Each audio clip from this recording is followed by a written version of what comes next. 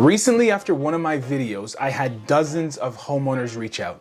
A lot of you are trying to get ahead of the market and ahead of the renewals coming up in 2026. And honestly, kudos to you guys for being proactive. If you haven't seen that video, I'll link it up here. But here's what really stood out from those conversations. A good number of you bought in 2021 or 2022, right after the peak. And now, your home values have significantly dropped. For a lot of you, by a lot. That's why I'm making this video, because some of you opened your appraisals and saw a number that's lower than what you still owe on the property. That sinking feeling has a name: underwater or negative equity. It simply means your mortgage balance is higher than today's market value. For example, you owe $550,000 and the home's worth $500,000.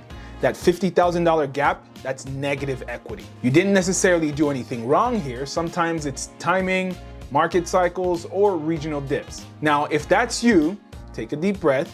This is not the end of the road. You do have a few options, and I'm gonna walk you through 4 practical paths, plus some bonus tips that came up during those calls so you can make an informed move from here. Grab a coffee, or depending on how that appraisal went, maybe something stronger, and let's get into it.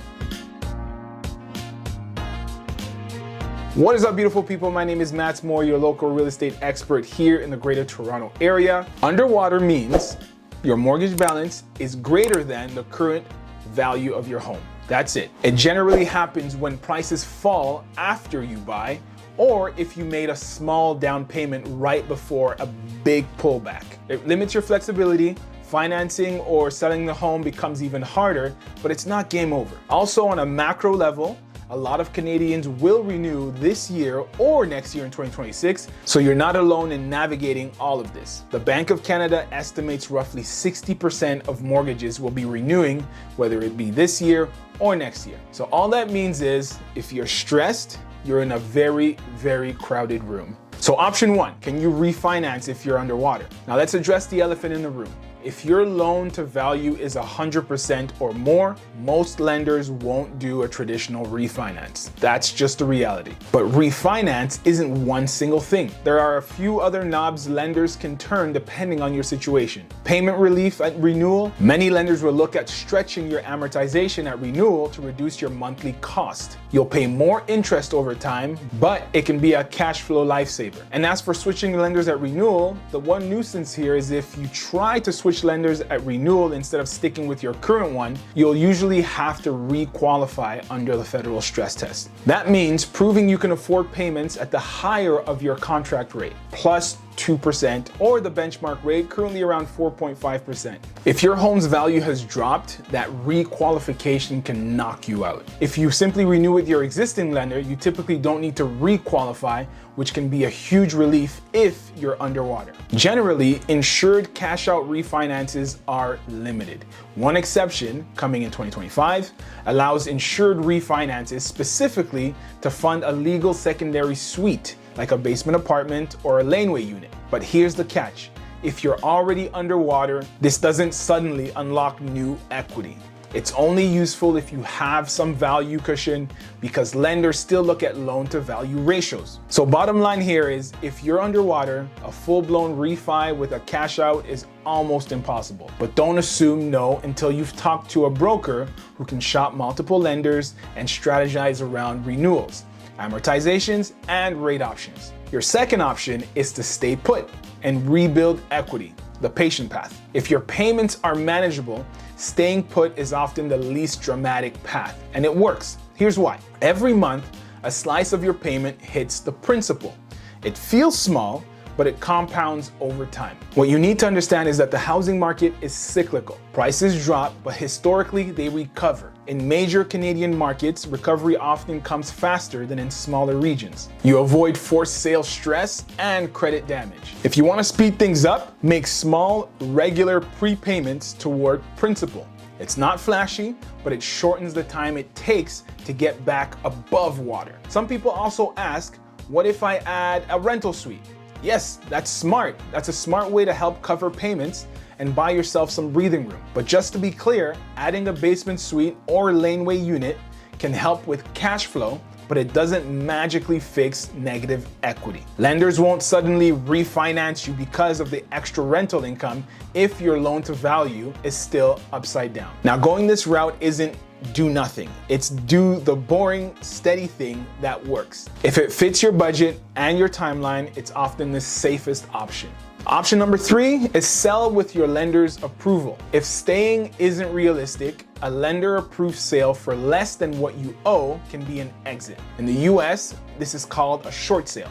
In Canada, it's the same idea, just less common and very case by case. Now, the pros here is that it can help you avoid the harsher step of foreclosure or power of sale. Now, the downside to this is that it's going to impact your credit. It'll hurt, though typically less than a full foreclosure. Now, I noticed that a lot of people across Canada are actually watching these videos, which is great.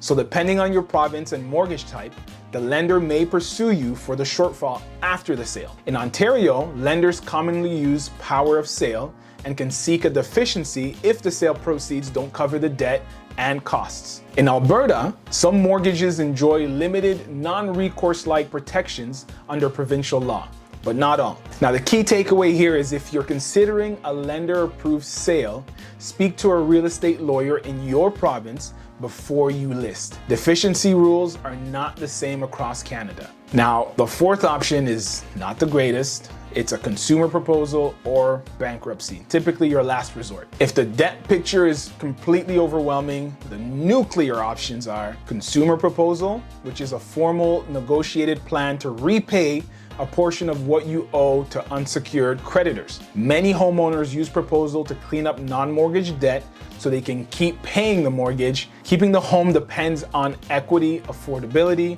and lender consent. As for bankruptcy, it discharges most unsecured debts, but treatment of your home depends on equity, provincial exemptions, and your trustee's assessment. You'll work with a licensed insolvency trustee to map this all out. Both cases here will severely impact your credit for years, so you only go here after exhausting all your other routes, and with a trustee guiding you. You can think of it as an emergency parachute. You hope you never need it, but it's better than hitting the ground at full speed. Now, the following steps you do not want to miss. You want to call your lender before you miss a payment. The minute you fall behind, your options shrink.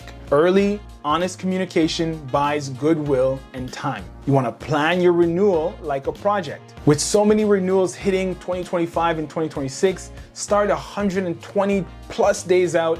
Ask for amortization, stress test rules, and whether a straight up switch is realistic in your case. Also, you want to be realistic about timelines. Market cycles recover on their own clocks. If you need to move in 12 months, riding it out might not fit. But if you've got a 5 to 10 year horizon, it may be perfect. So a real quick way for you to make a decision here: are your payments affordable? You may want to consider staying and doing principal prepayments. Are the payments tight? Renewal is near? Talk amortization and rate options from now. If you have to move and you can't carry your mortgage, explore lender-approved sales.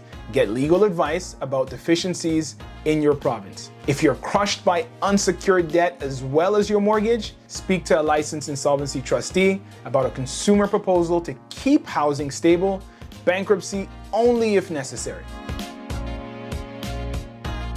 Now, to wrap this up, underwater is scary, but it's not the end. Your realistic options are rework things at renewal, which is amortization, rate type, lender switch if you pass the stress test, or you can stay put and rebuild equity over time, maybe supported by rental income if that helps with cash flow, or exit with a lender-approved sale. You need to know your province's deficiency rules. And lastly, consumer proposal or bankruptcy as a last resort with professional guidance. The worst move is doing nothing. Get in front of it, call your lender, loop in your broker, and if you're near a sale decision, book a time with a real estate lawyer in your province. If you found this helpful, a like really helps the channel, and subscribe for more practical money strategies here on the channel. And to those of you who messaged me after my video a couple weeks back, keep the questions coming. You're not in this alone, and you do have a path forward. Again, my name is Mats Moy. I hope to see you in the next one. Peace.